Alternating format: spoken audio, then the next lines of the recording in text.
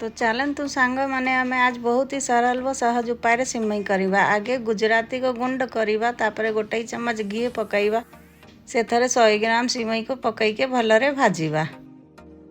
एपटे क्षीर रे टिके अमूल पकईवा, ताकू भलरे गोड़ेवा।